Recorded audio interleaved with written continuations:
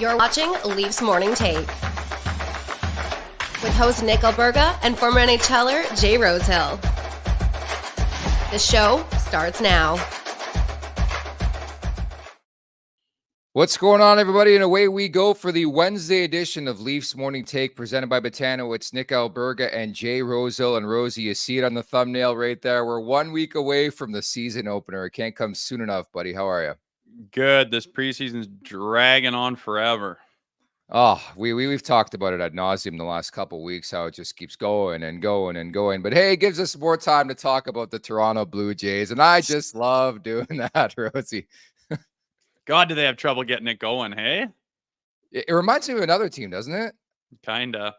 Like Vladdy hits a double. Here we go. None away and just ding, ding, ding. Just like Vladdy's standing on second like, wow, that was a whole lot of nothing. Like they just have zero going on at the plate. It's frustrating. Dude, it's like life as a Toronto sports fan. Watching that game yesterday, the anticipation all day long, the anticipation since Sunday when they partied after clinching a playoff spot the night previously. It was like Toronto sports team 1.0, looked overwhelmed. Like Bo Bichette gets a pop-up in the first inning, almost misses it because the crowd's too loud. Like it reminded me of the Toronto Maple Leafs every year when game one, they dropped the puck for the opening round. They finally went around this year. They weren't the better team against Tampa, but it's just so Toronto where some reason the moment's just too big for them. Like Rosie, go look at the numbers for Bo Bichette and Vladdy Guerrero, the pillars of the Toronto Blue Jays in their careers. Granted, small sample size, 5 games, I believe, of playoff baseball. They just don't show up. It's a different level that unfortunately the star players in the city cannot get to, bud. Yeah, I don't know if it's a city or what. I mean, there is a lot on the shoulders. Like the Jays are so cool. They're Canada's team. You know, they had that success in 2016. You know, their wins in the early 90s. I even remember, and I was pretty young. They're just a cool Canada's team, and they just, I don't know if it's because of all that everyone's watching or whatever, but they can't. I don't know. They snuck into a wild card. It's not over. They got a game today. I mean, it's not over, but they sure don't make it easy on themselves. I mean, you don't score 1 run in baseball and win too many playoff games, but we'll see what they got today. All I'll say is a hat tip of the chapeau, if you will, to the pitching staff, the bullpen. They have been so unbelievable, especially the pitching staff. I think 7 different pitchers made starts for the Blue Jays this season. Just go back in history and look at that. Like, that's insanity. More years than not, the Jays have like 14 or 15 different starters, and they're going to piss away that type of year. I know your bet's coming up in like 35 minutes. You've been on the heater of the century. If you're not taking Minnesota and probably the number, I think you should stop betting for life because the Jays ain't winning this game, buddy. I'm sorry. Not to be the pessimist, it ain't happening. Ow. No way. That makes me sad. I want to watch the game today and see what happens, but don't watch it. That's what makes me sad. Watching the Toronto Blue Jays for 163 games like that. Well, I sure as hell don't watch them that much, and I'm not as invested as you. I'm a bandwagoner. I show up for the playoffs and see what they can do, and I'll watch this afternoon. But just man, every time. I mean, I'm not going to say I'm a big baseball guy, but I'm watching last night, and I'm like, everything they should swing at, they watch. Everything they should let go, they're swinging at. And it's just like, God, the innings just fly by because they just get pounded out every at bat. It's frustrating. Like, how many hits did they have? Like 5? It's terrible. Yeah, it was a tough watch, but man, like that's been the team all season long. Can't string hits together, put so much stress on the staff. I thought the bullpen was tremendous. Like, we talked about this yesterday, right? Minnesota has something on Kevin Gausman's splitter because he's widely regarded as one of the better pitchers, at least in the American League, if not baseball. And one of the only teams who won't bite at his nasty splitter are the Minnesota Twins. And the swing rate has been ridiculously in favor of Minnesota as well. Like it's really crazy when you look at the numbers. So I don't know what's cooking there. Minnesota seems to have the upper hand on Kevin Gausman. And we'll see if Jose Barrios, who is a former Minnesota Twin, can nod this series at 1 and push it to a third and deciding game. But yeah, it was just it was a tough one to watch because it just seems like every AB this season for these guys, they have simply no plan. Like you talk about a plan in the NHL world. Every game, Rosie, I'm sure you had your pregame nap. You're like, this is what I need to do to be successful tonight. It just seems like these guys show up. They step in the batter's box and hope for the best. And unfortunately, when somebody's throwing 102 at you, it's probably not the best thing you can do. Hey, we're bitching and griping enough, and they're in the middle of a series. So I'm going to turn it to positive land, and I'm going to hope for a win this afternoon. I'm going to be watching, maybe tweeting. Okay. Okay, that's fair enough. We're going to get to your Betano wrap up a bit later on in the show. Wanted to mention as well, at the Leafs Nation 401, a couple of you piping in already is where you could subscribe at the Leafs Nation 401. If you're watching right now and are not subscribed, please do so. Search Leafs Morning Take. If you're in a listening mood, search Leafs Morning Take wherever you find your podcast. Will pop up. Some shiny new graphics brought your way here in season number 2. We'll be with you all the way until free agency. So we got you locked. All things Toronto Maple Leafs. Speaking of which, Rosie, delighted to announce a brand new sponsor on the show today, and coming soon, we'll be sampling this product live on air. But Covered Bridge potato chips, our new sponsor here on the show. We have to have a chip off coming up, okay? I like it. I'm a chip man. My wife is always like, geez, dude, how do you bury a bag of chips in bed at 10 o'clock at night? And I'm just like, how do you not? They're so good. I think I'm a salt guy, and excited to have them as a sponsor. I'm going to be bugging them to send a couple crates over to the house in Olds here. Dude, back in high school when I was a plumper person, for those of you who don't know me that well, Rosie, you've got to know me over the last year. I used to love food more than I do right now. Like, don't get me wrong, I got an appetite just being Italian, but that was my go-to watching Pat Quinn era hockey back in 17, 16, 15-year-old Nick Alberga. A massive, massive pile of potato chips and a cola, man. Like, I won't say the name of the cola because they're not sponsoring this show, but like, that was like peanut butter and jelly, my man. Just a whole bowl of chips, a big grease wheel, and a 2-liter bottle of soda pop. Hey, good for you. It showed it. I can't even recognize you when you're a kid, man. It's like two different people. We got to show those pics on this show at some point in time. But I wanted to mention the Albright family potato farm began more than 90 years ago when Covered Bridge Potato Chips president and founder Ryan Albright's great-grandpa Aubrey planted his first potatoes based in New Brunswick. The Albright farm now grows more than 500 acres of potatoes to keep their factory pipeline full. Grown local, made local, buy local. As you're seeing the product on your screen right now, find Covered Bridge chips at Dollar Tree, Loblaws, Fortino's, and your independent grocer. And you can also go to coveredbridgechips.com and follow on Instagram at CB_chips. And we're going to try these out on air. Maybe I'm going to get some Coke. Although I will tell you, the new Nick Alberga, man, I only drink like tons of a shit ton of water, protein shakes after the gym. And my go-to drink right now when I go out, which is quite a bit, is a vodka 7, which is such a basic bitch drink, but that's me, bud. That's all right. I'm glad that the sponsors got that background. Canadian, family owned, going back 90 years. Doesn't get any better than that. So welcome to Covered Bridge potato chips, and welcome to another year of Maple Leafs hockey, dude. The annual preseason retreat in Gravenhurst. I tell you right now, I hope they had that Jays game on yesterday. Do you think they did? Singing Kumbaya around the fire? I think they probably did. If they weren't busy doing something, I'd imagine they'd get around and watch the Jays play. Why not? Did you take part in any of those? I know you were in a couple camps at Toronto, no? Yeah, a couple of them. We went to Lake Placid one year, and that was kind of fun. I think that might not have been a training camp. That might have been kind of later on because it was winter. Anyway, up to Trenton, Ontario one time for sure. That was my Berkey special, year. right? Yeah, that was cool. That was Berkey doing that, and that's where I got to meet Schenner. I was like roomed with him, and we were just up pillow talk all night, giggling like school children. But I remember it was like Bozak was there. Me and him were like making the team, going like, "Are we playing tomorrow? Are we playing tomorrow?" And I was texting my dad like, "I don't know if you should get on a plane. They haven't totally announced the roster yet, but I'm pretty sure I'm in." And we played some poker late at night. Me and Phil Kessel ended up heads up, and he took me down. But good memories. It's a good thing to do at the beginning of a year. Just like a company retreat, or, when you're coaching kids hockey, you go on a tournament early on the road and everyone gets into a hotel. You shoot the breeze a little bit, have a few beers with the parents, and the kids are jumping in the pool. Everyone gets to know each other. And then the next time you meet up at your home barn, everyone knows each other and there's that familiarity. It's a really smart thing to do with an NHL club at the beginning of the year if you can swing it into the schedule.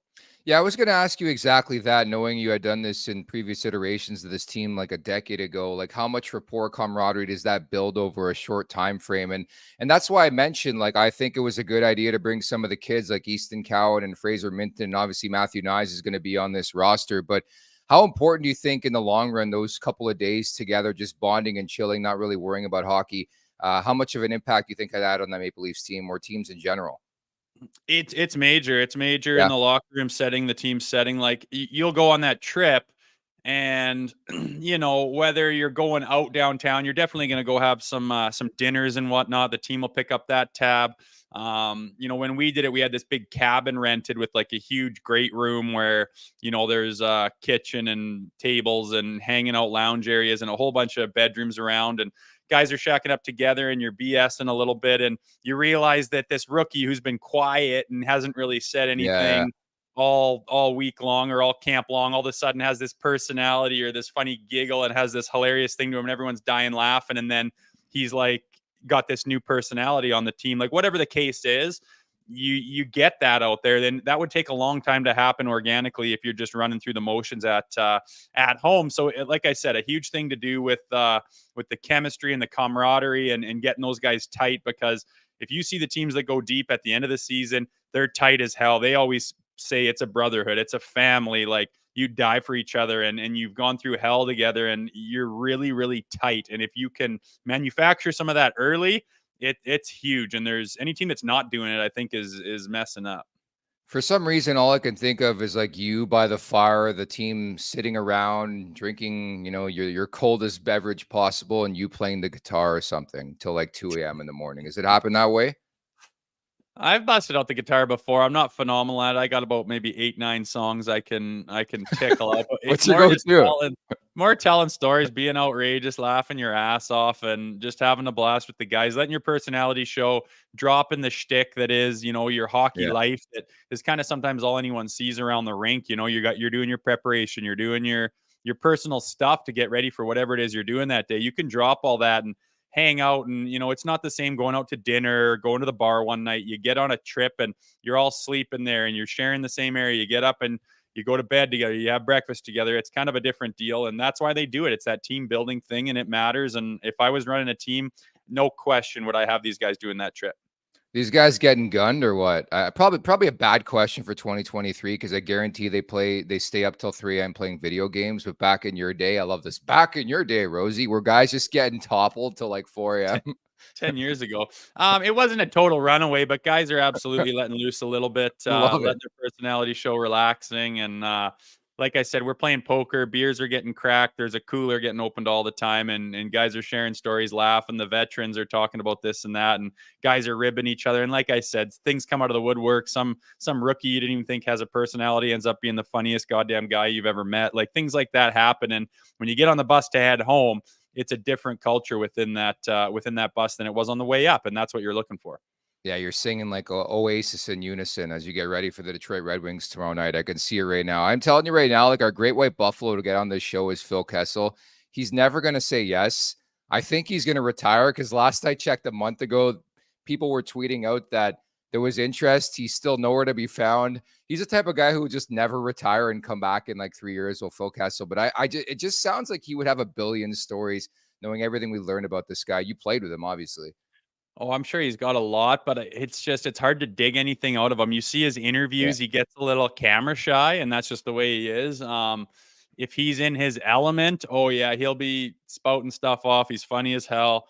But you put him in front of a light and a camera and a mic, and it's not his forte, which I think is why it'll be hard to get him on here. But he loves trolling Toronto. He took that picture of the cup this year with downtown Toronto in the background. A little bit of a troll job, I think. So maybe we could work that angle for him to come on and kind of finger his nose a little bit at the Toronto market. We'll see if we can play that angle and get him on here, but it's going to be tough. He does not like doing that media stuff. Yeah, I don't think it's going to happen. Many thanks to Donnie Does Dishes, who watches our show on a daily basis, and we do appreciate that, even though you're a troll. But Cowan apparently wasn't invited to Muskoka, and some are speculating in the chat because you can't bring an 18-year-old if you're going to have some drinks. I get that, but still, I would do it anyways. It's not like we don't do it anyways, right?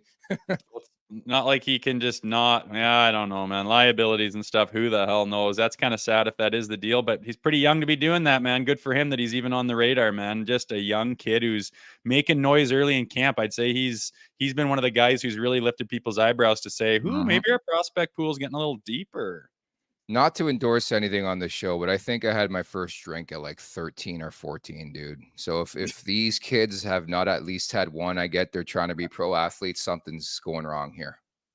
Well, it's different now. You think about Bedard and stuff. I Oh don't think man. like he's Did you probably see never that had a story like drink. last week on this guy? He's never had what's it called? McDonald's Like fast food. Like that's bullshit to me, no? No, probably In not. your Like that life. came out like the summer. His mom said it, and then he corroborated that story. But I mean, it's garbage. Like fuck, it's garbage. The only time I go through is like the 2 a.m. Let's go to Yeah. McDonald's. I don't like. There's always a better option than that. It's such bad shit for you. And if you're a psycho hockey super focused, driven individual, why would you ever go through a drive-through of McDonald's? I believe it.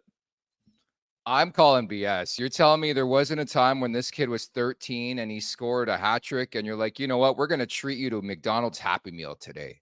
Like, I don't know Or about else you growing up, and I know I didn't play grade level hockey, but remember Crazy Bones back in the day? The agreement I had with my dad, every time I scored a goal, he'd buy me a pack of Crazy Bones. And it cost him a couple pennies, a couple years, because I did score quite a bit in minor hockey. But it was like an incentive-laden thing to have your kid work his ass off. But I guess when you're Connor Bedard's parents, like he's going to play well every game. But you're telling me there's not one game out there where like, you know what, Connor, we're so happy with you. You're an awesome kid. Let's buy you a pizza. Let's buy you a sub. Let's do something. Come on. Well, they probably bought him a new sub or something, or a new stick or something like that over that Again. stuff. But I don't think Connor Bedard's parents needed to bribe him to score goals. I think that's the kids that need a kick in the ass and like Oh, to that's watch me. out there and are lazy Yeah. as hell. I Yeah, don't think that's that was me. Connor Bedard at any point in the last 18 years or however long he's been playing. I always fascinate my beer league teammates on a weekly basis because I have unbelievable hands. Just I don't like working. I don't like moving out there. I'm like Jason Allison. Get me the puck. I will find you.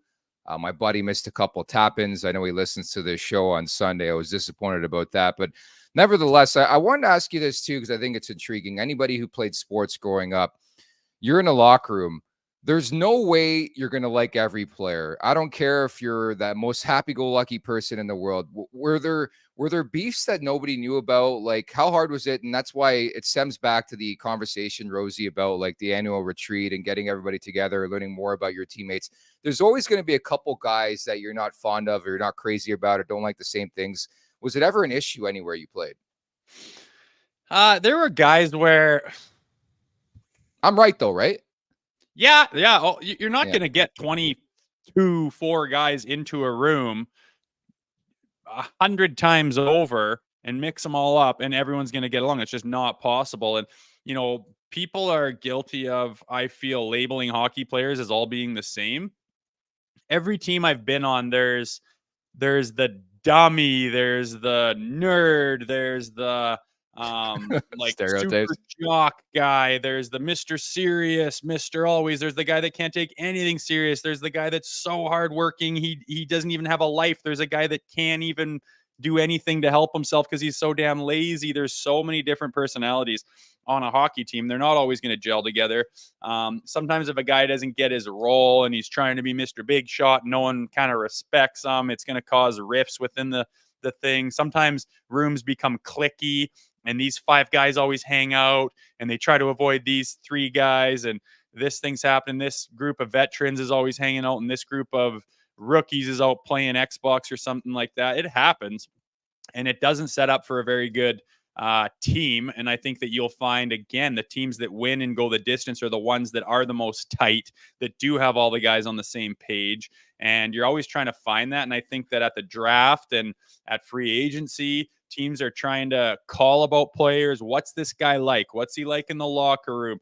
Who did he hang out with last year? What's his hobbies? They try to figure out a little bit about this guy so they can figure out if they've got a quality individual, a person with character, a person that gets along with others and can work well in the locker room, because that's just as big as anything else out there. And you'd be wrong if you think that it's just pure X's and O's, stick handling and skating out there when you're picking a team. All that stuff we're talking about goes a long way. Heard it here first. It's not all kumbaya for NHL locker rooms. Speaking of which, Max Domi into the mix, and here we go with the media already, and I guess we're as guilty as anybody else because we're talking about this, but he's played 3 games and he's taken 3 penalties, and I thought Sheldon Keefe had a great quote. He's had some great quotes in training camp, but on Domi's feistiness, I'd rather have to tune a guy down than kick in the ass to get him going. I love that line because it's so right. Because in recent years, last year, the month of October hits, the first round of the Stanley Cup playoffs hits, and it's like these guys are Nick Alberga playing beer league on Sundays, and that's just not going to fly in this market. No, and just looking at his PIMs here, like stick stuff. Yeah, he's not like a real undisciplined player. Listen, it reminds me of you remember when they signed Mike Komisarek? I do. And they signed him from Montreal. Berkey's big workhorse D-man who's going to be truculent and pugnacity and everything. And he went out there the first couple of games and took so many penalties because he was so horned up to go flying out there and ragdoll everyone and be so tough and so mean. I think he was scrapped there at some point in time early on and just was taking penalties like crazy. And I remember looking around going, wow, was he ever like jacked up to be on the Leafs, wanted to make a statement? And you got to think Max Domi, he's get that jersey on. His dad's in the stands. He's going to go out there and he wants to be playing with an edge. He wants to be noticed. And I have no problem if he takes a few penalties in goddamn preseason. Take all you want. Take 10s, take 5s, take stick. I do not care. Go out there and let everyone know you're there. Show that you're excited to be part of this team. I look at his stats and stuff, and I like how he plays on the edge. He's going to have to ride the line. I hope he rides the line. We need more guys that do straddle the line because so many guys are so far on the other side, they don't even know a line exists. So I have no problem with Domi taking a couple stick penalties in preseason. Are you kidding me? I love that line. The one I've always heard is it's way better to have to pull back on the reins than it is to have to crack the whip. And couldn't agree with that more. All you got to do is say one thing to Domi and he can tone it back a little bit, where half the time you got a room full of players where you're cracking the whip going, can you show me you have a goddamn heartbeat? A couple guys on the team last year who are no longer with us. And it's nice that we don't have as many bodies that are doing that. It's probably mild concern for me, but I think you can say it for pretty much every edition with exception of like a John Klingberg, but certainly Ryan Reaves, Tyler Bertuzzi, Max Domi, those type of players, like how you rein things in. For Domi specifically, like, he's going to be horned up on opening night. First game as a Leaf. He's playing the Montreal Canadiens, wants to prove differently than like his dad that he's a different player. He's a different style. He can bring some jam to this team. So I get it, but I think you're the perfect guy to speak to that line and where you cross that line. And certainly I think a guy like Max Domi can be really, really effective for this team because I think unjustly people are going to compare him to his dad. But with all due respect to Ty Domi, Max has way higher upside offensively. Oh, big time. And I don't think he's looking to prove that. Everyone knows he's been in the league long enough and he's proven that he's a different player than his father. His father knows that as good as anybody. Yeah. But absolutely, you're going to have to straddle that line. And to me, it's not even about like straddling the line with playoffs. Like how much can you hook a guy?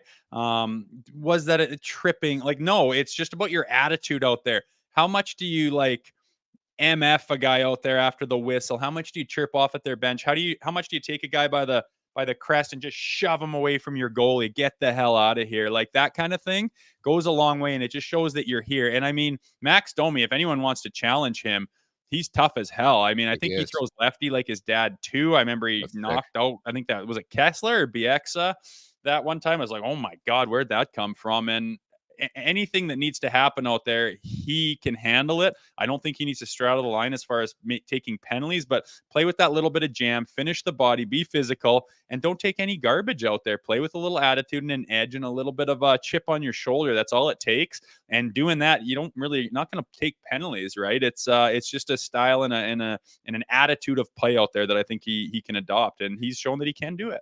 I know it was one game, but we talked about this yesterday, how I like that there seemed to be a concerted effort that the after the whistle scrum, stuff like that, activation, physically, like it was all there for this team. And granted, it was the preseason. I like seeing that. I want to see that game 1. I want to see that game 57. I want to see that game 2 of the Stanley Cup playoffs. You got to hammer that home. And I think that was the conscious decision when signing and bringing in some of these guys was to have this become contagious throughout the room. And I think it's certainly going to help having a Max Domi. And I love that quote from Sheldon Keefe. I'd rather have the tuna guy down than kick him in the ass to get him going, which I think is phenomenal. I think he can bring a different aspect this team has needed in the last couple of years. Yeah, and you know what I was going to say is, remember like Arbor Jack guy last year? Wi-Fi. Yeah. Wi-Fi. He's tough as nails. He was impressive with some of his. Oh my God, he's like scary tough and a hell of a good player too. But he was quite cocky, quite arrogant, led with his chin, beaking off and stuff like What was that. that And I look again?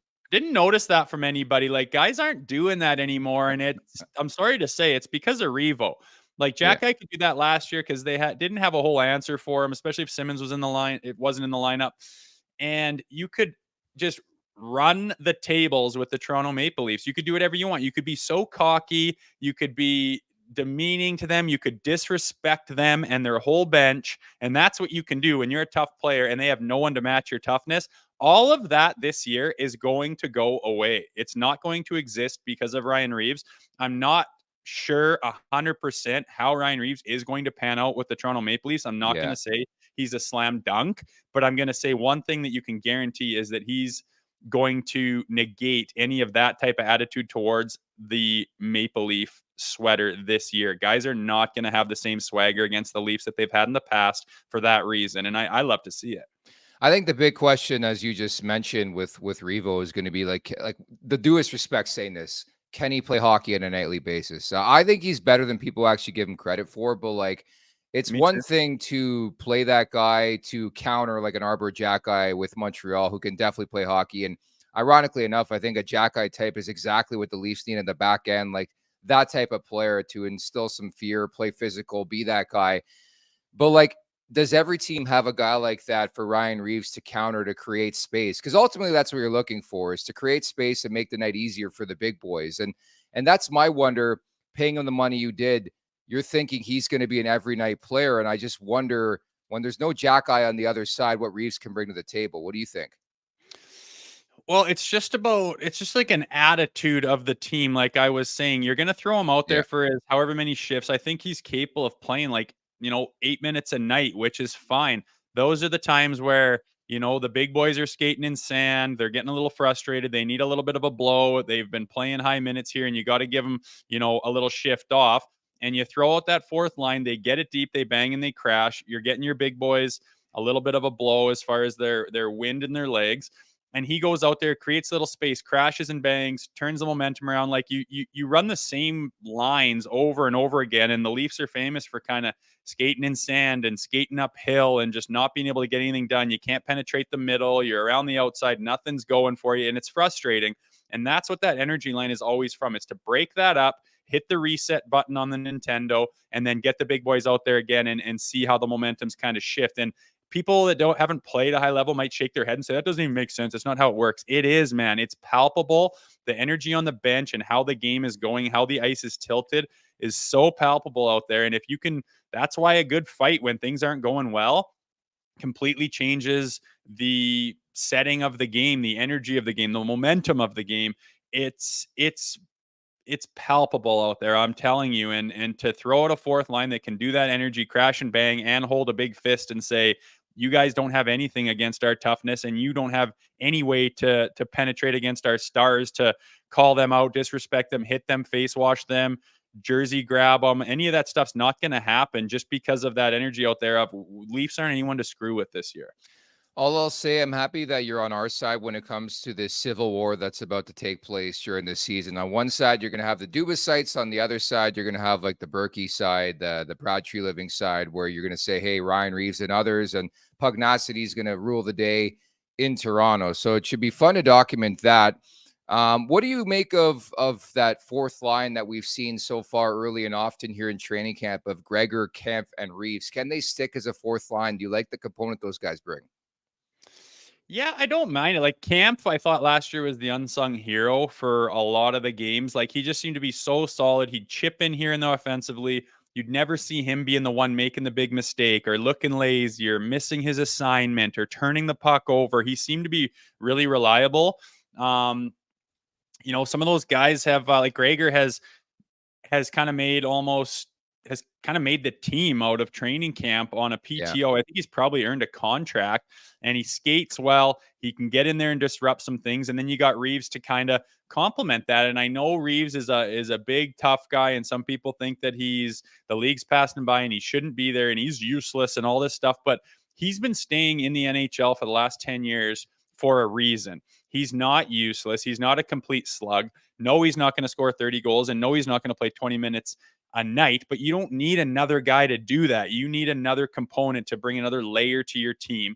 And I think he's proven that he can do that in this league. He's not a complete liability. He can skate well enough to keep up and be in the right positions. He understands where his safety spots are, when to get the puck deep, when to take risks with it, and when not to. And I think if he's not turning the puck over and if he's getting it deep and getting it in the hands of those guys and they can click and make those that chemistry happen, then those guys complement each other and they're going to be a good fourth line, a line that you need to, like I said, take a little bit of pressure off the top line and give them and their legs and lungs a rest and get that different style of line out there to kind of mix it up within the momentum of the game. It's not going to be the same thing every shift over and over. Yeah, I think they bring a bit of everything when you look at that line in general. And again, it remains to be seen if Gregor's going to sign a contract here. But Kampf, I think, very dependable defensively. Gregor's known for his speed, and then Reaves will create some space out there. But I guess the big concern, even in the chat, is like, what's going to happen when Ryan Reaves is not out there pertaining to the big boys and creating space and making sure they're okay and protecting them, being that security guard. But that's certainly something we're going to monitor throughout this season. I was just sort of curious, that fourth line, how different it looks, because that's been the big story in general with this Leafs team, is the lack of depth, right? I think you throw this fourth line out there, they ain't scoring goals. So your top nine better be good, no? Yeah, and I think our top 9 are pretty good, Yeah, I and agree. teams have tried to put together 12 of the same type of player. You're not gonna get 12 of your top line or even your top 6. Obviously, no one can afford that, but you try to get the same type of player, like, I don't know, like an Engvall and a Kerfoot and those guys, like, they're okay. They're no William Nylander, and they don't play with an over amount of physicality. They're not extremely defensively sound. They're not overly skilled to make the high. It's kind of like what? It's just like a filler. It just seems like a warm body sometimes, and it's like, well, shit, can't we do better than that? And like I said, you roll the same style of line out there over and over again. You end up getting stuck in the mud a lot of the time. And obviously, I'm biased, but I think you have a fourth line that creates a different element out there.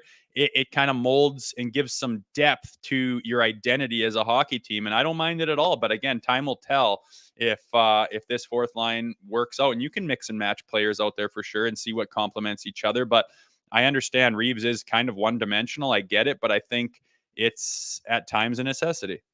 Lots of love for this fourth line right now in the YouTube chat at the Leafs Nation 401, where you can subscribe and like right now. Daniel writes in, Noah Gregor will sign this week.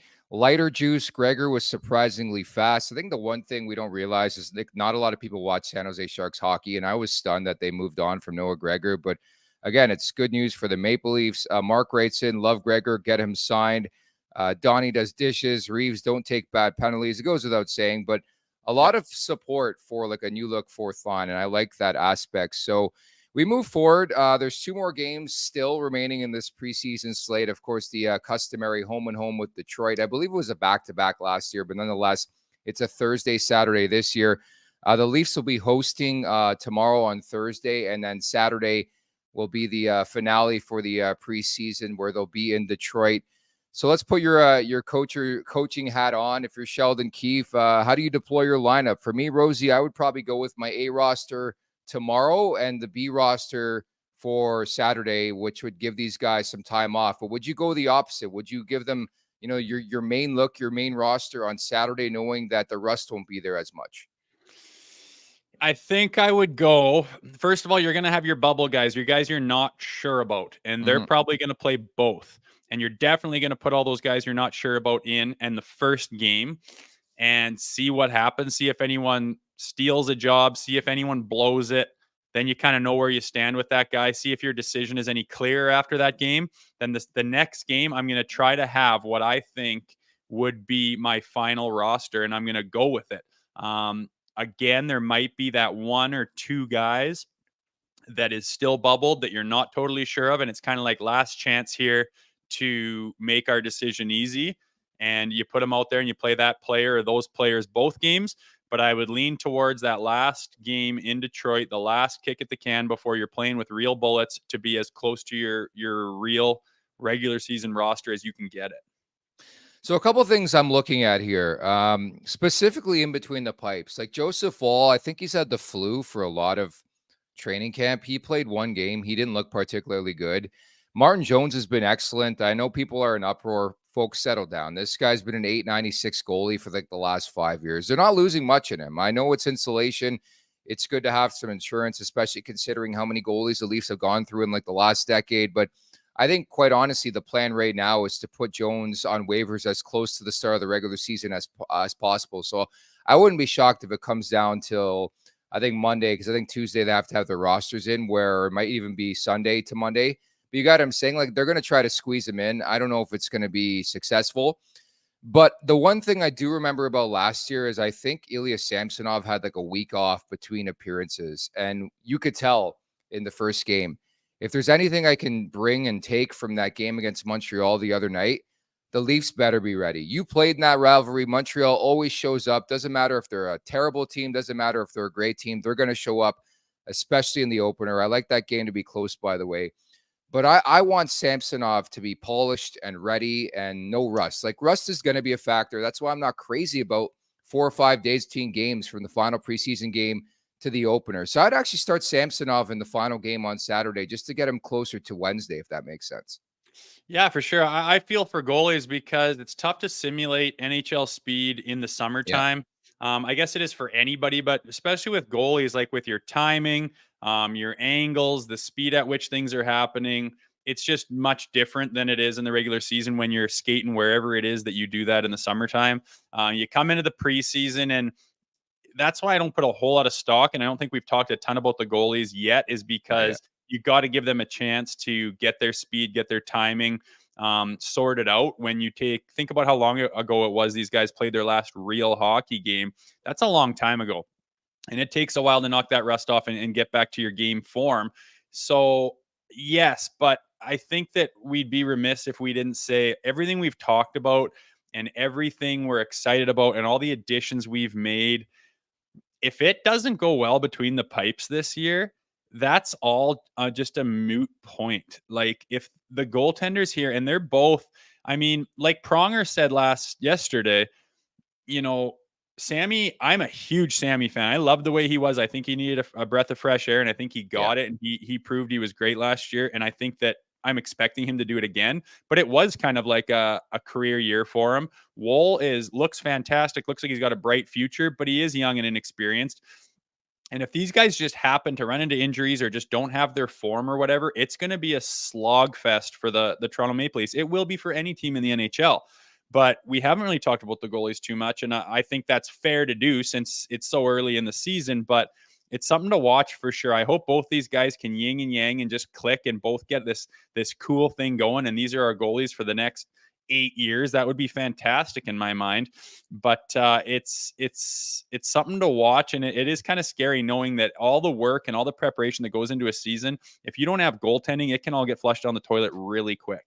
And the thing is, too, is like, even if you wanted to have 3 goaltenders on your roster, because of the cap situation with this team, it's just very, very unlikely they're going to be able to have 3 goalies on their roster. Like, they can barely field a roster of skaters, never mind having a third goalie on your roster. Like, that's just, it is what it is. But again, a lot of this, as we've been talking about the last couple of days, will situate around, we know Connor Timmins is going to be out on the IR, so that opens up a roster spot. Simone Benoit is going to step in there. Kelly Yarncroke has yet to play a preseason game. It sounds like he's inching closer, but like, time is running out. Like, there are still some questions with this team, and Brandon Pridham, capologist extraordinaire, is going to have his hands full yet again. But I'm so curious to see what this opening night roster looks like. Not so much the guys on the ice, but like, who are the depth guys? Who are the guys that crack the roster that are eating that fantastic popcorn in the Scotiabank Arena press box? Yeah, exactly. It's good. It It's makes it good. interesting with those. It is good. There's lots. So many barns have so many good stuff up there. I But know. it makes it interesting when you have a couple injuries. Like who's hanging around? Are they here for good? What happens with the cap? I mean, to Yeah. hang on to 3 goalies when you got to probably hang on to a couple extra guys with injuries. And do you IR any of them? Like Pridham's going to have his hands full, no doubt. But I mean, when you look at last year, it came down to wasn't it like $14 or something insane on the cap? Insanity. Like Yeah. $860,000 is not something you can just casually keep on your roster, right? So, and if you do keep 3 goalies, what do? Are you rotating all 3? Who's your goalies? Who's the odd man out? And how does that work with the guys' confidence? All anyone's talked about all summer long is, having Woll and Sammy in there. And if you keep Jones now, what does that say about them? Are they the starters? They're young and fragile potentially. Does that hurt their confidence? Is that the best way to start the season by saying, oh, you're not good enough to carry just you two? We got to carry this guy on too. I don't like it. I don't think they can do it. And I think Jones will go down. And I think they got to look at the best time where there's the most people on waivers, because everyone at a certain point in the season when it's coming down to the wire has to get rid of some money and some guys, and everyone's trying to shed dollars. Sneak Jones onto waivers, that cross your fingers for 24 hours and hope he ends up on the Marlies the next day.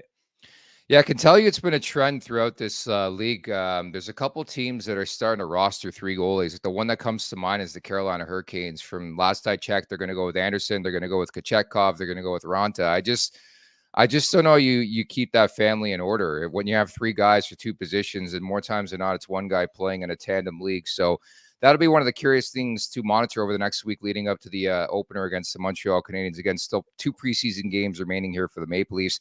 The Betano wrap-up is presented by Betano.ca. The game starts now, 19+. Please play responsibly. Coming up this Saturday, October 7th, our friends over at Betano will be hosting a live hockey trivia show, which will include a $1,000 prize pool and more. Head on over to Betano.ca for sign-up details. No deposit is required, and all you need is a Betano account. Participants must answer at least 10 of 15 questions correctly to win, and there's no ranking system. Rosie, what are we looking at tonight or today when it comes to the Betano wrap-up? The Toronto Blue Jays game, are we starting there?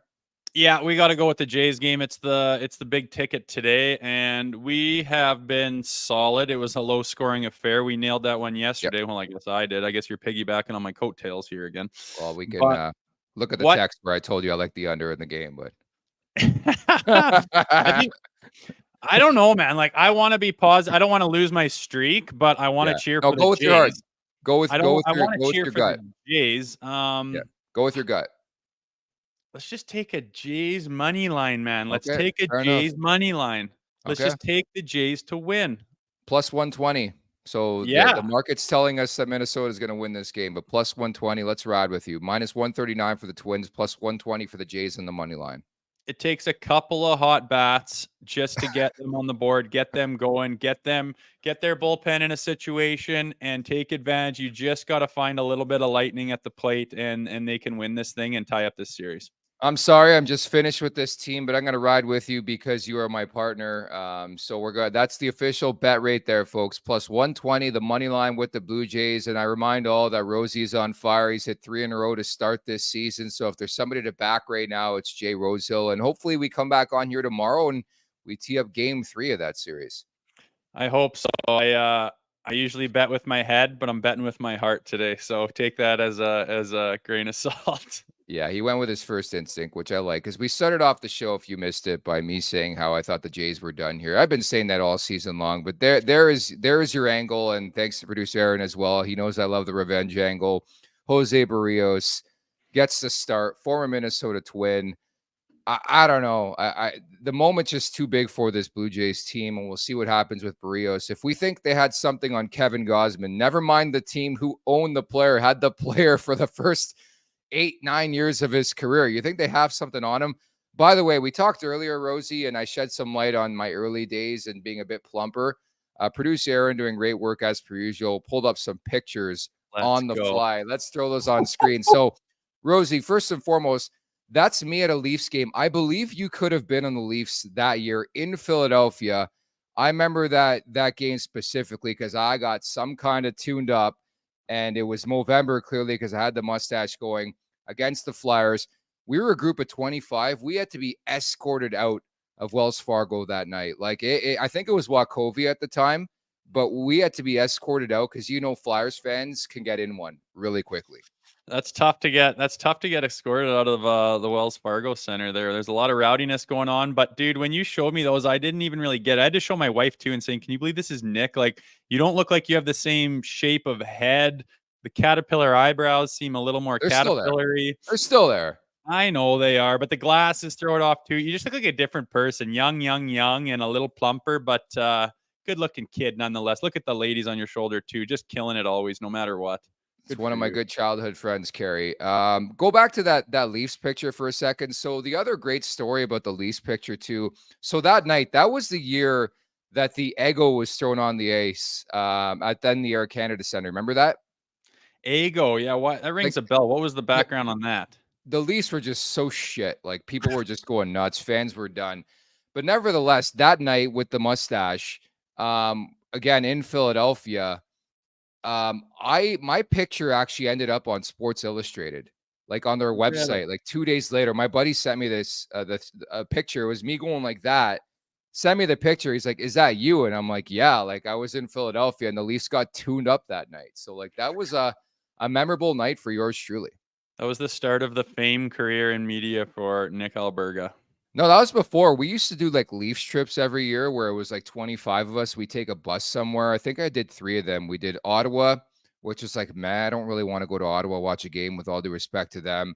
Did Philadelphia and did Nashville. I got to pull up that picture, Nashville. I met Carrie Underwood. Maybe I'll give that picture to producer Aaron, and we'll post my picture with Carrie Underwood. She's a tiny, short little thing, hey? Dude, the nicest person you'll ever meet in your life. Like she was superstar Carrie Underwood at the time when I met her. Like she still is, but she was very, very in. Like not to the level like Taylor Swift is right now, but it's like equivalent to that. When Mike Fisher was still on Nashville, we walked up to her. I was going for a dart. I used to hack back then. It was like intermission. It was like all you can eat for like $80, by the way, at Bridgestone. Like what an unbelievable barn to be at. And so we're walking over to go outside. And I'm like, I'm like, is that Carrie Underwood? So she was coming out of a box. Anybody who's been a Bridgestone, like the boxes are with the concourse, which makes no sense. If you want to bring like a celebrity, like that makes no sense to have them in the same population. But nevertheless, we walked up to her. We spoke for like 15 minutes. I almost missed the start of the period. And like we took a picture with her. She just had to cover our Leafs logos, but she was unbelievable. Weird, man. You'd think she'd just get absolutely mauled, especially by a blue mustache, pudgy little bastard like you coming in, picking her brain for a few minutes. That's pretty cool. She's got that down to earth Southern vibe. I love it. And a great show once again today as we inch closer and closer. We're 1 week away from the season opener. Tomorrow we're going to have a game to tee up. Next thing you know, Thanksgiving on Monday. So we have no show, by the way. Programming, no show on Monday because of Thanksgiving. We're going to be well fed by Tuesday. And I think Tuesday we're going to do an all-encompassing season preview of the Toronto Maple Leafs. We're going to tackle everything through our 45 minutes, Rosie. But for now, I bid you farewell. Great job today, and just keep that heater going on the betting front, okay? I love it. Let's go, Jays. I love it. We're tailing Jay Rosehill. I'm Nick Alberga. Thanks to everybody in the chat. Many thanks to producer Aaron, and we'll talk tomorrow at the Leafs Nation 401, where you could subscribe. Take care. Peace. Thank you for watching Leafs Morning Take. Hit the subscribe button to never miss a show. And for more, visit theleafsnation.com.